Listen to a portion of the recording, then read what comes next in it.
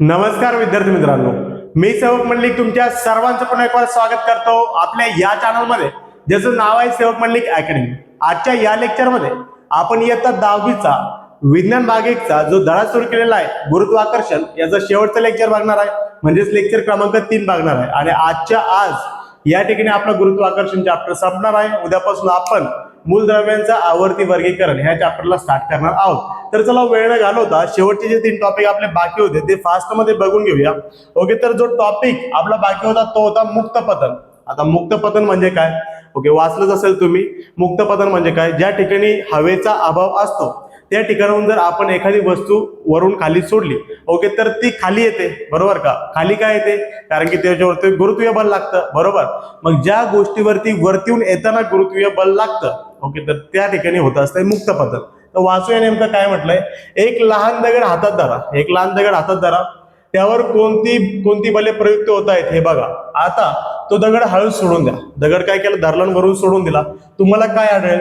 तुम्ही सोडून दिलेल्या त्या दगडावर कोणते बल प्रयुक्त झाले? ज्यावेळेस तुम्ही दगड धरलांवरून खाली सोडला तर त्या दगडावर जे बल प्रयुक्त झालं त्याला म्हणतात गुरुत्वीय बल. समजलं इथपर्यंत? आता वाचूया नेमकं.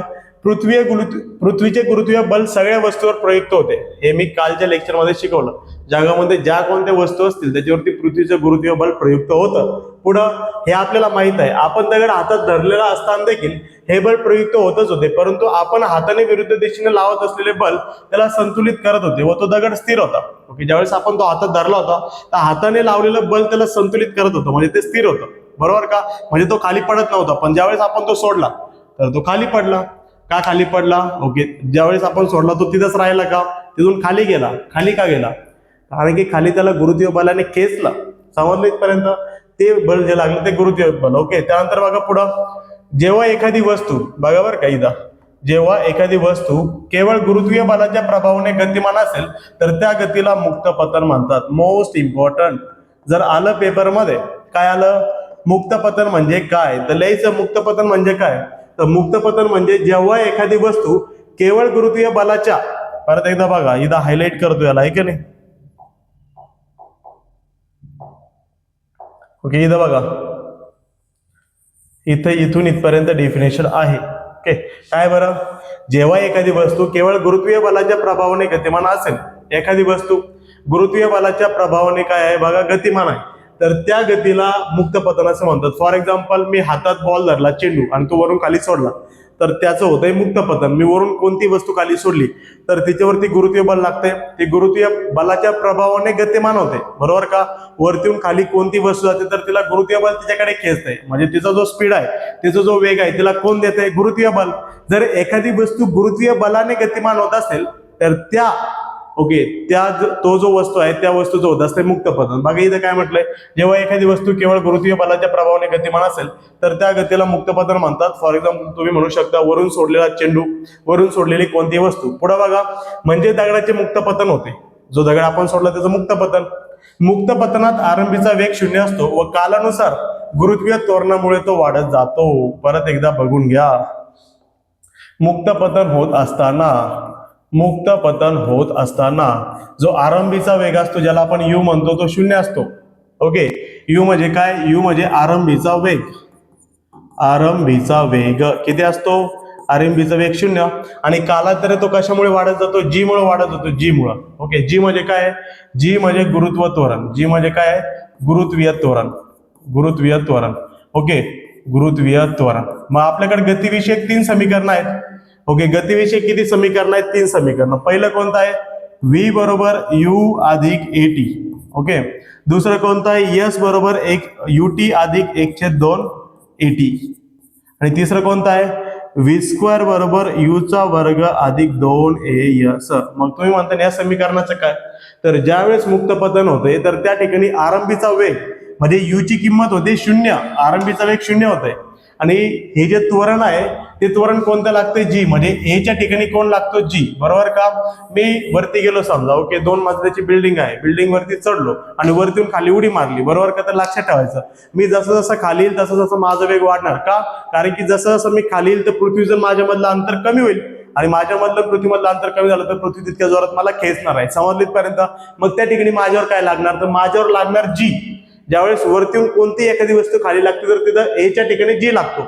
ए म्हणजे आपलं फक्त त्वरण आहे, तर जी कोणतं त्वरण आहे गुरुत्वीय, तर वरतून एखादी वस्तू खाली येते तर त्या ठिकाणी जी लागतो एवढं लक्षात ठेवा. ओके, तर मग आता हे न्यूटनचे गतिविषयक 3 समीकरण, तर हे समीकरण ज्यावेळेस मुक्त पतन होत असेल त्यावेळेस कसे असतील, तर बघा या ठिकाणी मुक्त पतनाच्या आधी असे समीकरण होते. मुक्त पतन झाल्यावर हे समीकरण कसे होतील, तर बघा पहिलं समीकरण v बरोबर u ची किंमत किती आहे, 0 0 आहे म्हटल्यानंतर याचा विषय संपला. इथं a च्या ठिकाणी काय टाकायचं, g, आणि g सोबत काय येईल, t. झालं पहिलं समीकरण. v बरोबर gt, u 0 झाला म्हणजे याचा विषय संपला, याचा विषय संपला. इथं g टाकला, g गुणिले t, gt. नंबर 2 समीकरण काय होईल, इथं u ची किंमत 0 आहे, इथं जर 0 टाकला तर 0 गुणिले t, हा टोटल 0 होऊन जाईल, याचा विषय पण संपला. तर यस बरोबर 1/2, 1/2 ए च्या ठिकाणी टाका g, तर g टाकलं तर gt, म्हणजे दुसरं समीकरण असं बनून जाईल. जिथं मुक्त पतन आहे तिथं असं समीकरण बनल गतिविषयक. ओके, दुसरं. नंबर 3 v चा वर्ग बरोबर u चा वर्ग, u ची किंमत 0, जर u ची किंमत इथे 0 टाकली, 0 चा वर्ग 0 असेल. ओके, तर इथं राहील फक्त 2as, तर a च्या प्लेसवरती काय पडेल, g. ओके, तर 2gs. ओके, समजलं इथपर्यंत. ज्यावेळेस एखादी वस्तू पृथ्वीच्या गुरुत्वीय बलामुळे गतिमान होत असेल तर त्या ठिकाणी तिचं मुक्त पतन होतं. मुक्त पतनामध्ये आरंभीचा वेग 0 असतो, त्यानंतर मुक्त पतनामध्ये जी वस्तू असते वरून खाली येत असताना तिच्यावरती गुरुत्वीय त्वरण लागतं. आणि जर तुम्हाला विचारलं मुक्त पतनामध्ये गतिविषयक समीकरण काय असतील, तर ते हे असतात. समजलं इथपर्यंत, बघून घ्या वाटलं असतं. हे जर लिहिलेलं होतं तरी पण मी तुमच्यासाठी पुढे घेतलं हे समीकरण. ओके, जे मी तुम्हाला आता काढून दिले, काय अडचण इथपर्यंत, डेफिनेशन लक्षात ठेवायची इथून इथपर्यंत. ओके, आणि एखादे 2 एक्झाम्पल देऊन टाकायचे. वरतून खाली फेकलेली कोणती वस्तू, ओके, हातातून सोडलेला चेंडू म्हणा, हातातून सोडलेली कोणतीही वस्तू, तुमच्या मनाने 2-3 एक्झाम्पल देऊन टाकायचे. ओके, तर बघा अशा प्रकारे डेफिनेशन, हे समीकरण कसे आले ते, आणि मुक्त पतनाच्या वेळी ओके आरंभीचा वेग 0 असतो हे लक्षात ठेवा, आणि ए ची किंमत जी होऊन जाते, त्वरणाच्या ऐवजी गुरुत्वीय त्वरण लागतं. समजलं इथपर्यंत. ओके, बाकीचं तुम्ही वाचू शकता, जे इम्पॉर्टंट होतं ते मी सांगितलेलं आहे. पुढे गेलो तर पुढे बघा आता पुढचा जो टॉपिक आहे तो आहे गुरुत्वीय स्थितीज ऊर्जा. स्थितीज ऊर्जा म्हणजे काय, जी ऊर्जा साठवलेली असते, जी ऊर्जा काय असते, साठवलेली असते. आता तुम्ही मला सांगा, फॉर एक्झाम्पल, ओके, काय बरं, मी इथं उभा आहे, मी फरशीवरती, आणि मी वरती उडी मारली, मी परत खाली, बरोबर का. आता मी जागच्या जागी उडी मारली तर मला काही लागेल का, नाही का, कारण की माझ्यामध्ये जी स्थिती ऊर्जा आहे ती कमी आहे. आता हेच काय केलं की मी एका बिल्डिंग वरती गेलो, दुसऱ्या ते तिसऱ्या मजल्यावरती, तिथून उडी मारली खाली, तर मग आता काय होईल, मग आता प्रसंगी लागू शकतं, फ्रॅक्चर होऊ शकतं. का बरं, जेव्हा मी खाली होतो त्यावेळेस माझ्यामध्ये स्थितीची ऊर्जा कमी होती, पण ज्यावेळेस मी जमिनीपासून अंतर वाढवत गेलो, लक्षात ठेवायचं, जमिनीपासून जितका आपण उंचीवर जातो तितके आपल्यामध्ये गुरुत्वीय स्थितीची ऊर्जा काय होते, वाढत जाते. फॉर एक्झाम्पल बघा, इथं माझ्याकडे काय आहे, माईकचा बॉक्स आहे, माईक आहे, त्याचा बॉक्स आहे, बरोबर. आता काय केलं, मी त्याला खाली सोडलं, इथून या पॉइंटहून खाली सोडलं. ओके, तर काय होऊ शकतं, फार थोडंफार त्याला स्क्रॅच येऊ शकतात. पण काय केलं, मी वरती घेतला, आता इथं, ओके, इथं दिसतोय तुम्हाला, इथं, आणि इथून सोडला, तर मग काय होईल, इथून ज्यावेळेस तो खाली जाईल तर तो फुटन. का बरं, इथून सोडल्यावर काही झालं का, नाही, वरती येऊन सोडल्यावर काय होईल, फुटन. का बरं, कारण की ज्यावेळेस त्याची उंची वाढली तर उंचीनुसार गुरुत्वीय स्थितीची ऊर्जा वाढत जाते. फक्त गुरुत्वीय स्थितीची ऊर्जा ही मायनस मध्ये असते, लक्षात ठेवा. का, कारण की पृथ्वी त्याला खाली खेचते ना, आपण त्याला वरती खेचतोय. पृथ्वी खाली खेचते ना, आपण वरती खेचतोय.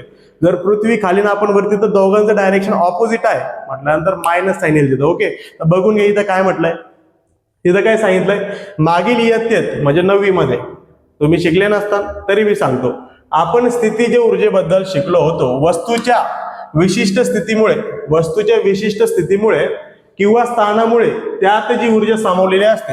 ओके, वस्तूच्या विशिष्ट स्थितीमुळे किंवा स्थानामुळे जी ऊर्जा सामावलेली असते तिला स्थितीज ऊर्जा म्हणतात. ही ऊर्जा सापेक्ष असते.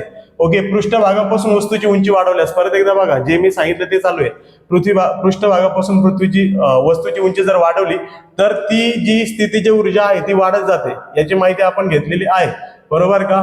त्यानंतर बघा पुढे लक्षात ठेवा की ओके, वस्तू ओके, यामधलं काय फक्त वाचायचं आहे ते तुम्ही वाचू शकता. तर बघा, पृथ्वीपासून जसं उंच जातो गुरुत्वीय स्थितीची ऊर्जा वाढत जाते. वस्तू पृथ्वीपासून अनंत अंतरावर असताना जीचे मूल्य 0 असते. ओके, पृथ्वी इथं आहे आणि इथून अनंत अंतरावरती एक वस्तू आहे, तर इथं जीचं मूल्य किती असणार आहे, 0. ओके, पण ज्यावेळेस अनंत अंतरापेक्षा ती आतमध्ये येईल त्यावेळेस गुरुत्वीय मूल्य त्या ठिकाणी लागेल, हे तुम्ही लक्षात ठेवा. ओके, तर बघा, जीचे मूल्य 0 असते कुठं, अनंत अंतरावर. इथं बघा बरं का, अनंत अंतरावर जी चे मूल्य शून्य असते, महत्वाची कन्सेप्ट आहे. अनंत अंतरावर जी चे मूल्य शून्य असते. बरं, पुढं वस्तूवर पृथ्वीचे गुरुत्वीय बल कार्य करत नाही. ज्या ठिकाणी जी चं मूल्य शून्य असतं, ओके, त्या ठिकाणी गुरुत्वीय बल कार्य करत नाही. त्या ठिकाणी गुरुत्वीय बल कार्य करत नाही. ओके, गुरुत्वीय बल कार्य करत नाही. जिथं जी ची मूल्य शून्य, म्हणजे जी अनंत अंतरावर शून्य, जर जी ची किंमत शून्य तर गुरुत्वीय बल कामच करणार नाही. पुढे काय म्हटलं, यामुळे तिथे वस्तूची गुरुत्वीय स्थितीची ऊर्जा शून्य होते. अनंत अंतरावरती गुरुत्वीय स्थितीची ऊर्जा शून्य होते. का? कारण की जर ती अनंत अंतरावरती आहे तर तिला पृथ्वी तिच्याकडे खेचणार नाही. पृथ्वी जर तिच्याकडे खेचणार नाही तर तिचं स्थितीची ऊर्जा नसेल. का? कारण की जी ची व्हॅल्यू शून्य. जिथे जी ची व्हॅल्यू प्रेझेंट आहे, जिथं गुरुत्वीय बल प्रेझेंट आहे, त्या ठिकाणी स्थितीची ऊर्जा काय होणार आहे, तुमची वाढणार आहे. जसं जसं तुम्ही अंतरवरती घेऊन जाणार तसं. त्यानंतर बघा पुढं, अर्थात अंतर त्याहून कमी असल्यास अनंत अंतराहून, अनंत असं लिहितात, अनंताहून जर अंतर कमी असेल तर त्या ठिकाणी स्थितीची ऊर्जा शून्याहून कमी अर्थात ऋण घेतली जाते. अनंतपेक्षा कमी अंतर असेल तर स्थितीची ऊर्जा ओके घेतली जाते कमी, मायनस मध्ये. तर बघा स्थितीची ऊर्जाचा फॉर्म्युला असा असतो, स्थितीज, बरोबर का, ऊर्जा, याचं सूत्र जर तुम्हाला कोणी विचारलं तर ते असते बघा, वजा जी एम भागिले आर अधिक एच. सरळ सरळ सांगून टाकायचं. स्थितीज ऊर्जा म्हणजे काय, वस्तूच्या विशिष्ट स्थितीमुळे किंवा स्थानामुळे त्या वस्तूमध्ये साठलेली ऊर्जा, ती स्थितीची ऊर्जा. अनंत अंतरावरती स्थितीची ऊर्जा असते का? अजिबात नाही. त्याच्यापेक्षा कमी याच्यावर असते का? 100%, मायनस मध्ये असते. बरोबर का? अनंत अंतरावरती जी ची किंमत किती असते, तर जी ची व्हॅल्यू शून्य असते. आणि जिथं जी ची व्हॅल्यू शून्य तिथं गुरुत्वीय बल सुद्धा कार्य करत नाही, ते पण झिरो असते. ओके, समजलं? दिस इज द फॉर्म्युला ऑफ गुरुत्वीय स्थितीची ऊर्जा. ओके, हा फॉर्म्युला आहे तिचा. लास्ट टॉपिक जो आजच्या लेक्चरचा आहे, 3च टॉपिक बाकी होत्या. ओके, फास्ट मध्ये सांगतोय. आता आहे बघा मुक्तिवेग. कोणता वेग आहे? मुक्तिवेग. मी याचं काही घेतलं नाही लिहायला, कारण की ते तुम्ही बुक मध्ये बघून करू शकता. ओके, इतकं पण काही जास्त नाहीये, थोडंसं 2-4 लाईन लक्षात ठेवायच्या. मुक्तिवेगची डेफिनेशन. मुक्तिवेग म्हणजे काय? ओके, पृथ्वी, बरं का, ही पृथ्वी आणि सपोज ही पृथ्वीची कक्षा, पहा बरं का एकदा आता, दिस इज आवर अर्थ, पृथ्वी, आणि ही पृथ्वीची कक्षा, बरोबर का. आणि मला काय करायचंय, इथून कक्षेच्या जायचं बाहेर, कक्षेच्या कुठे जायचं? बाहेर. ओके, आता तुम्हाला एक गोष्ट चांगली माहित आहे, जितका आपण वरती जातो, किती वरती जातो मी, बरोबर का, किती म्हणजे काय, पृथ्वीच्या कक्षेच्या वरतीच्या विषयाने. ओके, समजा मी 10 किलोमीटर गेलो, 20 किलोमीटर गेलो, 30 गेलो, 40,000 गेलो, 35,000 गेलो. ओके, त्या ठिकाणी कोण लागतोय? जी लागतोय. ओके, जी लागतोय. जी कुठं नाही लागत? जी अनंत अंतरावरती नाही लागत, हे शिकलो आपण. ओके, पण ज्यावेळेस मी पृथ्वीपासून वरती चाललोय तर मला पृथ्वीकडे ओढते खाली, बरोबर का. मग जर मी वरती चाललो तर पृथ्वी मला खाली ओढते, आणि एका पॉइंटला जाऊन माझा वेग होतो 0, आणि मी कुठे येतो? परत खाली, बरोबर का. म्हणजे मला जर पृथ्वीच्या कक्षेच्या जर बाहेर जायचंय तर मला काय करावं लागेल, हा जो जी माझ्यावर लागतो ना, ओके, हा जो जी माझ्यावर लागतो त्याच्यापेक्षा फास्ट मला पळावं लागेल. ओके, तर ओके, पृथ्वीच्या कक्षेच्या जर मला बाहेर जायचं तर गुरुत्वीय बल जितकं माझ्यावर लागतंय, जितकं माझ्यावर गुरुत्वीय त्वरण लागते, त्याच्यापेक्षा फास्ट मला पळावं लागेल, तितकं फास्ट मला जावं लागेल. तर तो जो वेग आहे माझा, ओके, मुक्त होण्याचा, पृथ्वीपासून बाहेर जाण्याचा, तर त्याला म्हणतात मुक्तिवेग. पृथ्वीच्या कक्षेच्या बाहेर जाण्याच्या वेगाला मुक्तिवेग असं म्हणतात. समजलं इथपर्यंत? म्हणजेच काय, मुक्तिवेगाचं हे सूत्र असते बघा, व्ही एस्केप. हे मुक्तिवेगाचं सूत्र, व्ही बरोबर वर्गमुळात 2gr. या ठिकाणी जी म्हणजे गुरुत्वीय त्वरण, आर म्हणजे काय, पृथ्वीची त्रिज्या. जर 2 घेतला, जी ची किंमत 9.8 टाकली आणि आर ची किंमत आपली टाकली 6.4 गुणिले 10⁶, आणि याला सोडला तर तो होतो 11.2 किलोमीटर पर सेकंड. ओके, 11.2 किलोमीटर प्रति सेकंद. म्हणजे तुम्हाला सेकंदाला 11.2 किलोमीटर पळावं लागेल. वरती चालले तुम्ही पृथ्वीपासून, इथून मी पळून राहिलो वरती पृथ्वीपासून, तर मला सेकंदाला 11.2 किलोमीटर पळावं लागेल. जर मी सेकंदाला 11.2 किलोमीटर पळालो तर मी अनंत अंतरावरती जाऊन पोहोचेल. अनंत म्हणजे असं अंतर ज्या ठिकाणी जी कार्य करत नाही. आणि जर ओके, म्हणजे मी जर 11.2 किलोमीटर प्रति सेकंदाने गेलो तर मी पृथ्वीच्या कक्षेच्या बाहेर जाईल. पृथ्वीच्या कक्षेच्या पुढे जाईल बाहेर. ओके, मग पृथ्वीचं जी गुरुत्वीय त्वरण किंवा गुरुत्वीय बल याच्यावर लागणार नाही का? 100% लागेल. याला पण ते कमी करायचा प्रयत्न करेल. सेकंदाला इतका पळतो म्हणजे काय, याला पण कमी करेल तो. ओके, पण याला कमी करता तो ओके इतका कमी नाही होणार की 0, तो डायरेक्ट कक्षेच्या बाहेर जाईल. जर तुम्हाला कोणी विचारलं मुक्ती वेग ओके किती पाहिजे जर आपल्याला पृथ्वीच्या कक्षेच्या बाहेर जायचं तर तो पाहिजे 11.2 किलोमीटर प्रति सेकंद. समजलं? पृथ्वीच्या कक्षेपासून मुक्त जर व्हायचा असेल तर त्याला आपण मुक्तवेग म्हणतो आणि तो मुक्तवेग पाहिजे आपला 11.2 किलोमीटर प्रति सेकंद. सेकंदाला 11.2 किलोमीटर. ओके, समजलं इथपर्यंत? अशा प्रकारे हा चॅप्टर इथे संपलेला आहे. ओके, लवकरच याचा स्वाध्याय देखील मी तुम्हाला सोडून देणार आहे. जर आजचा व्हिडिओ तुम्हाला आवडला असेल तर व्हिडिओला लाईक करा, चॅनलला सबस्क्राईब करा. चॅप्टरच्या नोट्स जर पाहिजे असतील तर आपल्या व्हॉट्सअप ग्रुपला ऍड व्हा, जी लिंक मी डिस्क्रिप्शन बॉक्समध्ये दिलेली आहे, त्याच्यावरती तुम्हाला तुमच्या नोट्स मिळून जातील. तर आता आपण इथे थांबूया. व्हिडिओ आवडला तर लाईक करायचा आहे, चॅनलला सबस्क्राईब करायचं आहे, व्हिडिओची लिंक तुमच्या मित्रांना शेअर करायची कारण की त्यांनाही केल्याची मदत झाली पाहिजे. Thank you so much.